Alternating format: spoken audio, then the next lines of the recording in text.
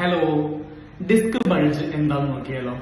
വളരെ സിമ്പിൾ ആയിട്ട് പറയുകയാണെങ്കിൽ നമ്മുടെ നട്ടല് ഒരെല്ലിന് മുകളിൽ മറ്റൊന്ന്, അതിന് മുകളിലൊന്ന്, അതിന് മുകളിലൊന്ന് എന്നിങ്ങനെയാണ് നമ്മുടെ നട്ടലിന്റെ നോർമൽ സ്ട്രക്ചർ വരുന്നത്.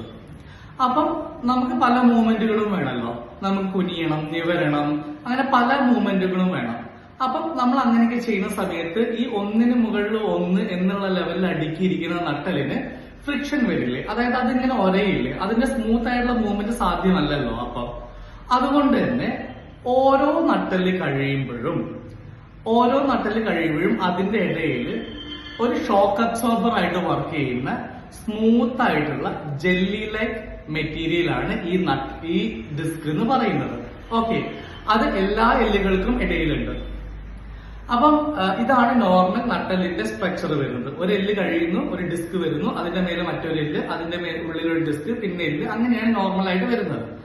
സോ എന്താ സംഭവിക്കുന്നതെന്ന് വെച്ചിട്ടുണ്ടെങ്കിൽ നമ്മളിപ്പം പല കാരണങ്ങൾ കൊണ്ടും നമ്മളിപ്പം ഒരു എക്സസീവ് ആയിട്ട് ഒരു വെയിറ്റ് എടുത്ത് പൊക്കുകയാണ്, അല്ലെങ്കിൽ നമുക്ക് എന്തെങ്കിലും ഇഞ്ചുറി വരികയാണ്, അല്ലെങ്കിൽ എന്താ പറയാ നമുക്ക് വയസ്സായിട്ട് നമ്മുടെ എല്ലുകളൊക്കെ ഷെയ്ക്ക് ചെയ്യാണ്. ഇങ്ങനെയൊക്കെ വരുന്ന സമയത്ത് നമ്മളുടെ ഈ ഒരു ഡിസ്ക് പുറത്തേക്ക് തള്ളി വരും.